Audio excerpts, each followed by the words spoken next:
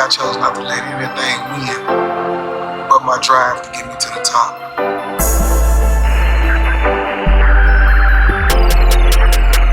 Frank Lee made the beat.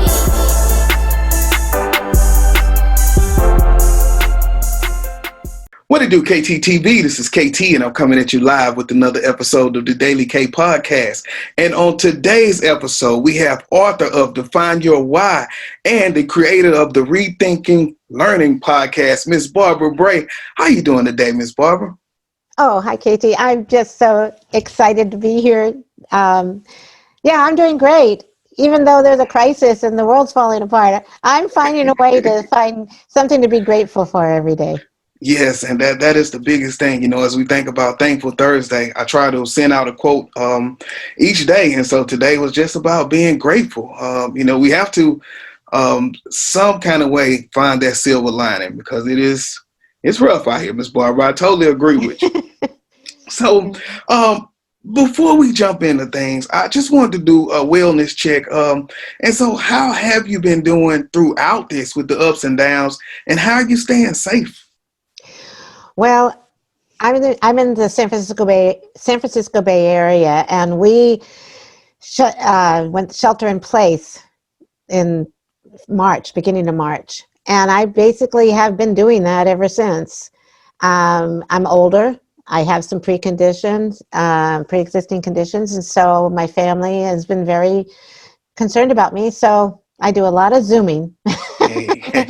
And I have a lovely husband who's taking care of his 99-year-old mom and me. So he's going back and forth between our homes, and he does the shopping, he does everything. And I have neighbors and wonderful people in my life. So yes. I'm looking for, like you said, the silver linings, but I feel I've always had them. I've just been very lucky. And now I'm just trying to treasure each time I have time with them.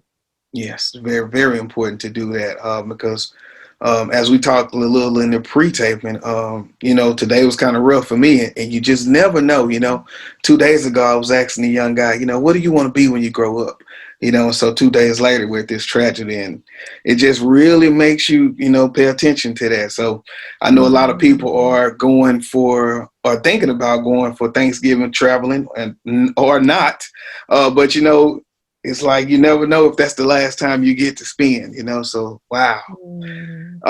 So that's so sad. I'm sorry. Yes, trust me, it is. Mm-hmm. So can you give us a little bit about you, your background, and some of your work in education? Well, I started out strange. I was a dental hygienist, and I went into that because someone said I'd be good at it. So I did it, and it was a great career to raise children. But when I started working in the schools and started teaching dental hygiene, I realized, oh gosh, I'm going in the wrong direction. I really love education.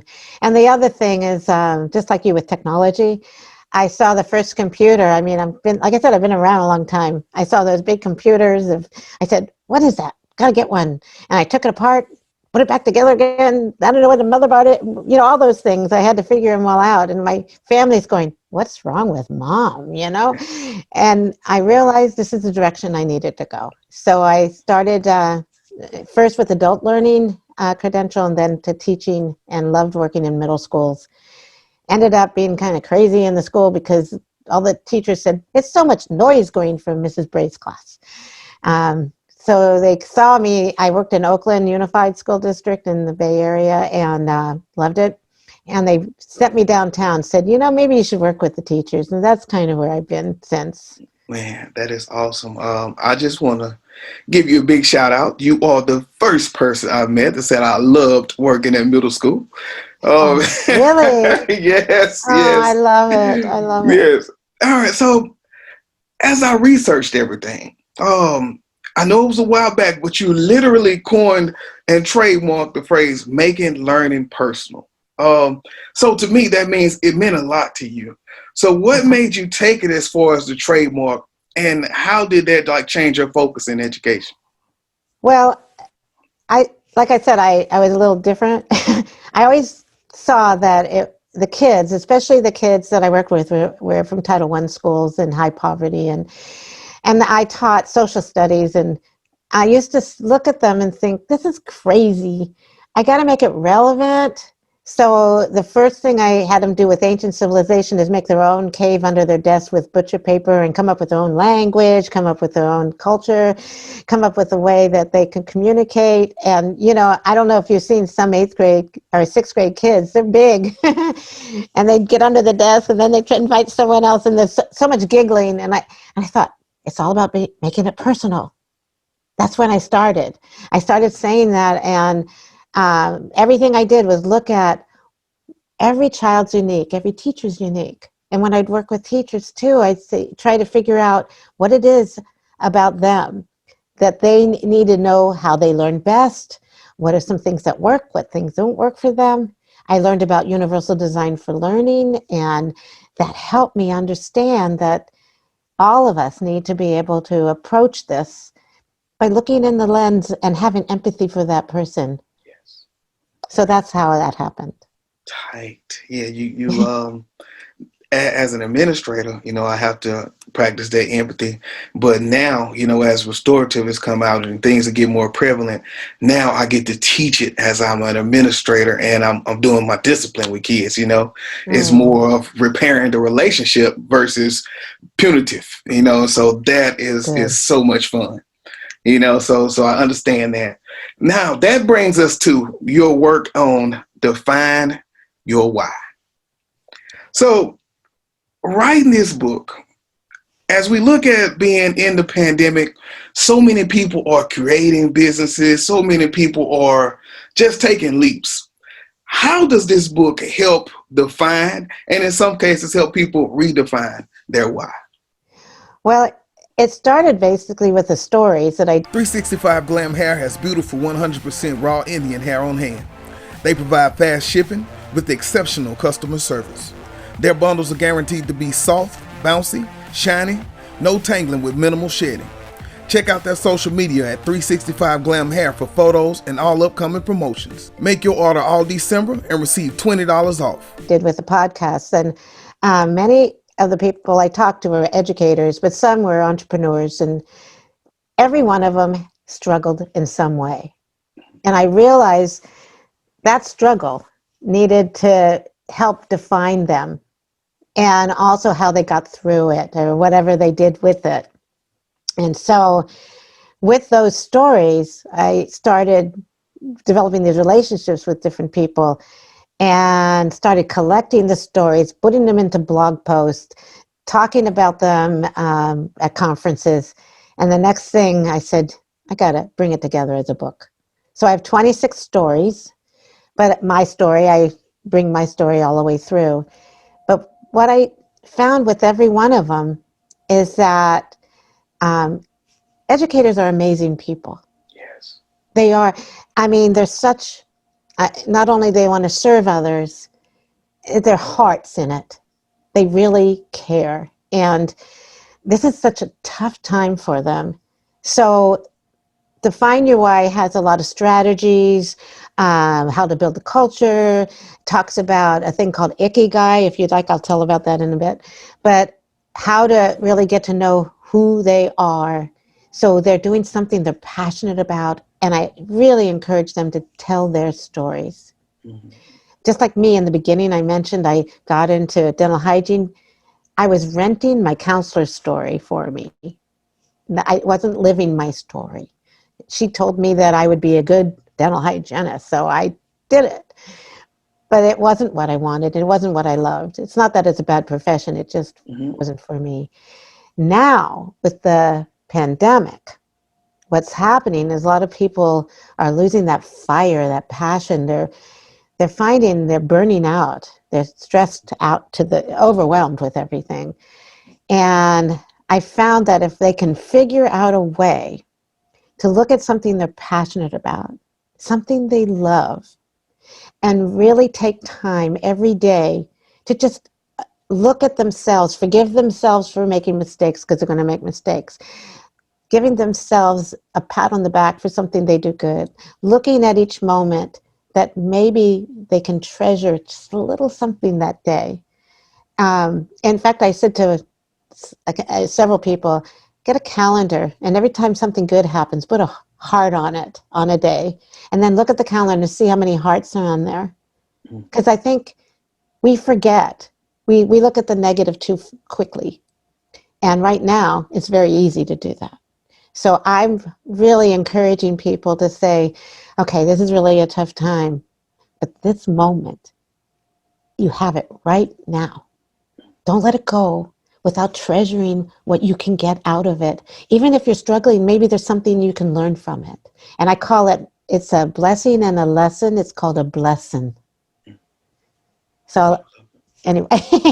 Man, that is powerful. I'm looking forward to grabbing a copy because I think times like these, like you say, we are so selfless, and it's the passion and the heart in it. As I go through, teachers are really teaching, and I have to remind them of the safety. And so just thinking about it, because like this is my passion, and so I really don't think about anything else. But I have to come in and be that person. But it's so important. And so part of that story was New Zealand. So we talked about that. Like I say, the reason I kind of caught on to it, and it helped me because I was in Belize and I was able to teach at their schools, and something as far as I was a special ed person, and I was able to come in, just accommodate one of their students, and this guy who never answered anything was able to answer a question. And so they just looked back. They were, but it was simple, just technology and just doing accommodations that we use here. But it was awesome because that guy participated. He was happy that day. So touched my heart. So then when we think about you and how these stories are shaping your experience in the book, talk a little bit about that experience and what it meant to you. Oh, New Zealand? Yeah. Going there? Well, the people are lovely. Everyone I met. Maybe I should go back a little bit. Almost 15 years ago, I wanted to learn more about making learning personal, just a little bit more about it. And I found Core Ed. It's a program in the South Island in Christchurch. And some of the people, like Derek Wenmuth, I only knew virtually. And Ann Connelly, I only knew him virtually. And I used many of the strategies they had on my first two books on making learning personal and how to personalize learning. And but I kept contact with them.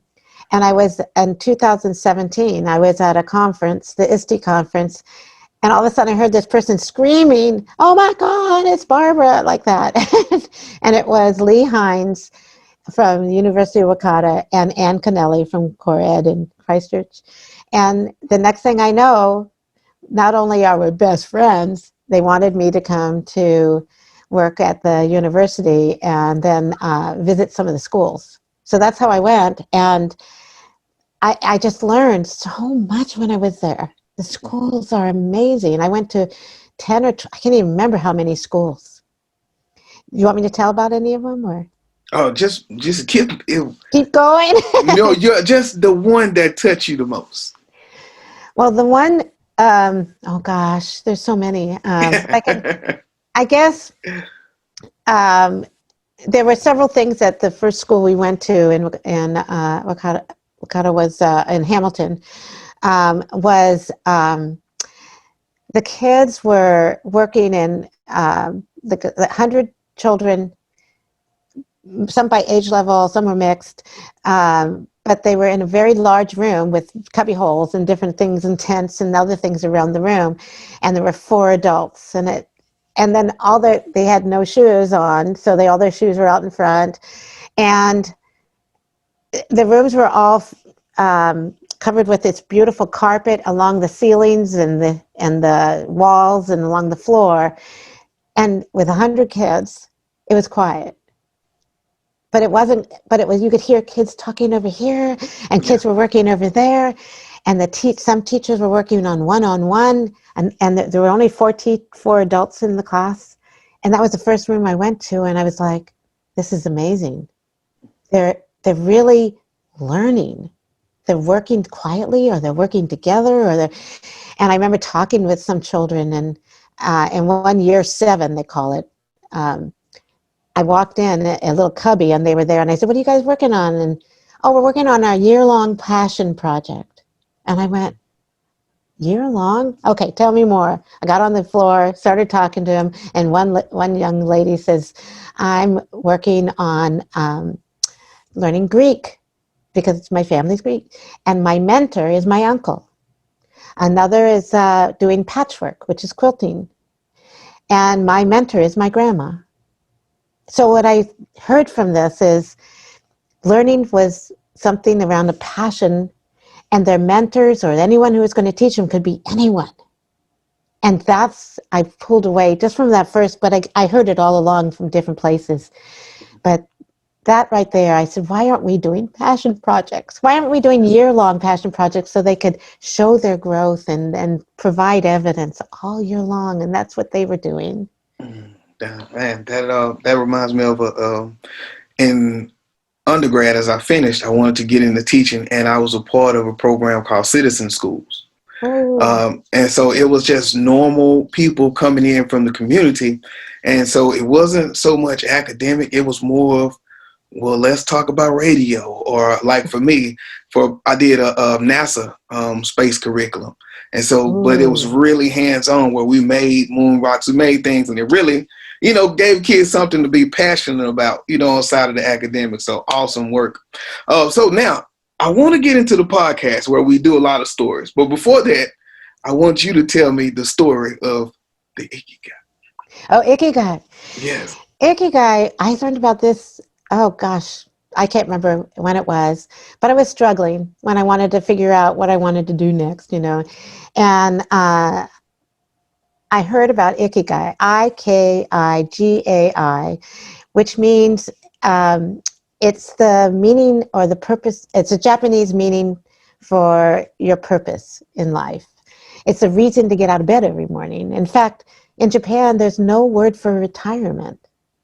So they figure that if you have that Ikigai, that purpose, then every day is special. And the way they do it, they have these 4 elements. It's what you're good at, what you love, what the world needs. And I changed the last one to what your value is, because it may not, especially now, you may not get paid for some things. And when I do workshops, I bring in the Ikigai and I walk them through how to figure out what is it you love. And in some cases, some teachers, especially now, they start to cry because they don't know what they love anymore. And this is where they need the compassion and someone to listen. And Ikigai's helped so many people get through just to say, I love to sing, or I want to play the piano. I've always wanted to play the piano. And then if they do that, maybe 1 hour a day or a few minutes a day or something, it brings them joy. And that little bit gives them something to look forward to, even in the toughest times. Wow. That's powerful. And so, like, how do you do it at the conferences? Is it like something that's passed around at the tables, or how do you represent the Ikigai? Well, it's real quick. So I just show you real quick. Yes. It's let me just see if I can. Here it is. It is a Venn diagram. Hey. Yeah. Okay. Yeah. So I don't know. People might not be able to see that, but I don't know if you do this in a video or not. But it's chapter 6. Okay. Hey. And yeah, and the Venn diagram, I just have them right on a piece of paper all over it. And I remember some teachers, there was one teacher, I was in Kentucky and we were doing a workshop on it. And one teacher just sat there and she just started crying. She couldn't figure out what she loves. And the one thing I said is, you know what? Leave that, come back to it. And let's you and I just sit here for a few minutes and think about it later, okay? And so I did. And she said, I love to sew and I haven't sewed in so long. And I said, write it down. Write it down. Yeah. And I think that's what we have to do is be patient. It's going to take a lot of people now to figure out something that that touches their heart. I think Steve Jobs said this in a commencement speech. What makes your heart sing? You got to find that again.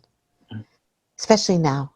It's Yes. like you with the radio. You're so good at Hey, it. look. I just did a trivia night Tuesday for Houston Parks Board, and I was the host. And when I tell you, they emailed me today, still saying thank you because Okay. of course, it was just work, but it was so awesome. So it was all the radio voice. But you're very good. You have a great voice, Kendrick. It's Thank you, I really appreciate it. nice. All right.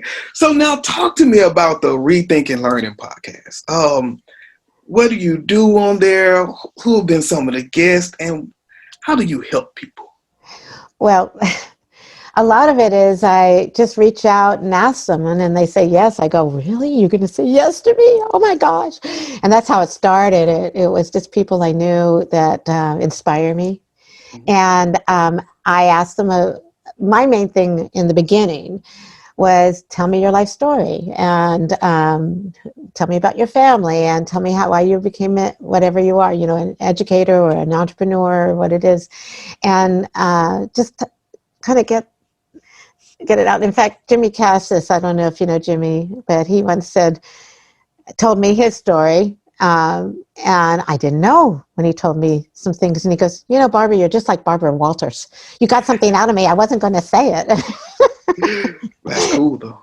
Well, I think the thing is that if this is all about you, when I do a podcast, it's the podcast, the Rethinking Learning ones are all about you and your why now.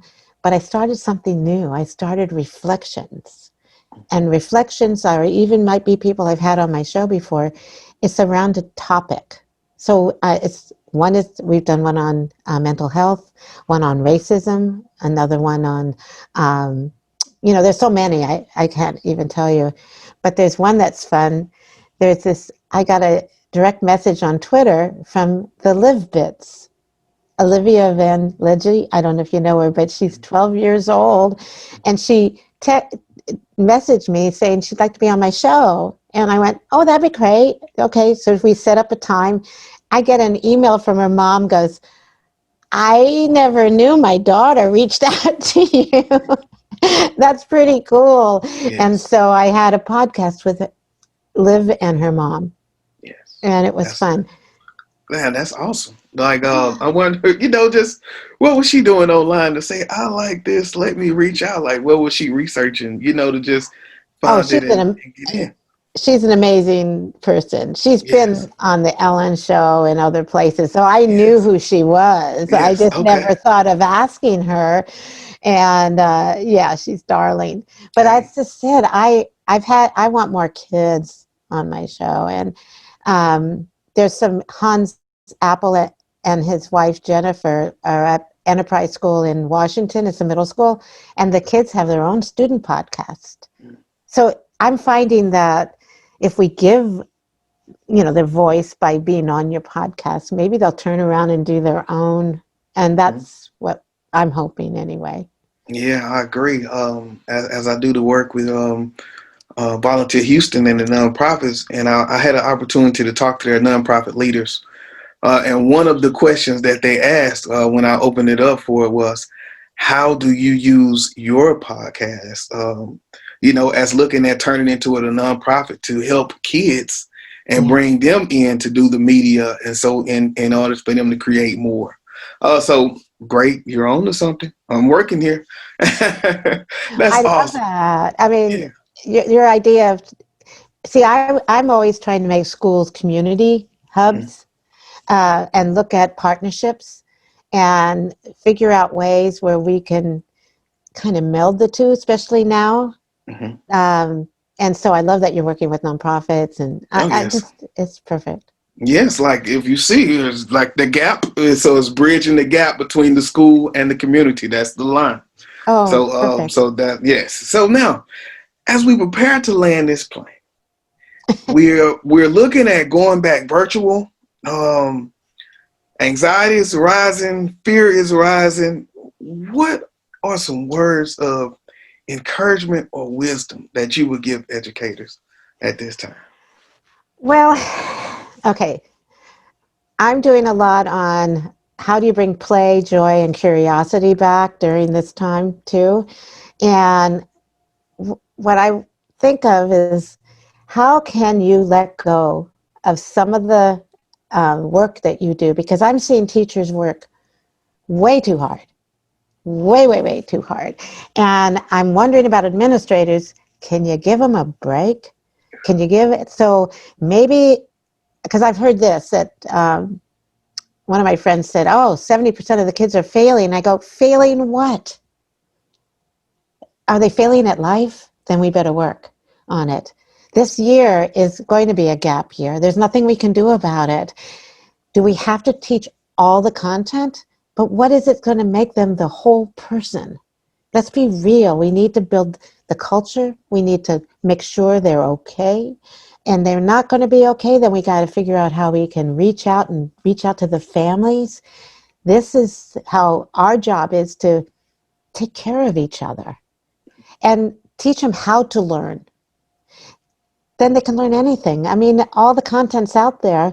I know some teachers that are recreating all the curriculum and spending hours and hours, and then they're grading all night, and then they're sending homework home that they don't need. And grading, let's look at what kids could do for self-assessment and peer assessment. Maybe they can do evidence, showing evidence, and then do a student-led conference and have the kids say, what do you think you deserve? And see what they say. They probably won't be as high as you give them. I think that the problem is that we're so stuck in the system that it's just not going to work online.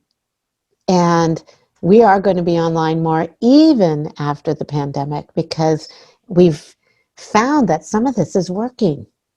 A lot of people are scared because now if we go back, the parents are in trouble because they're not sure what to do. I think we just have to build these communities and talk together and figure out how can we make, so I know some places where the school is the hub, and there's a place where parents can go to learn, businesses can come and to provide resources. We have grab and go, so the kids that are not eating can get food. And there's different types of things being started to have the kids start a nonprofit to help the others. I think we can do more than we even think we can if we put our heads together. Yes. I totally agree. It takes that village, that team, but when we do, what a time. That is awesome. So if someone wants to book, they want to learn more about the podcast, how do they find you, Miss Barbara? Probably the best way is my website. It's my name. It's barbarabray.net. I tried to make it as easy as I could. That's it. And I put everything on there, and I'm on Twitter. It's bbray27. And that's the either place you can try. And if you want, I can give you contact information. You can put it on the show notes. Yes, that'll work. I will definitely do that. And so I want to say thank you for taking some time out today. Such good information and such joyous spirit. So I just want to say thank you. Kendrick, thank you. I was looking forward to it because I had just met you on a panel and went, yes.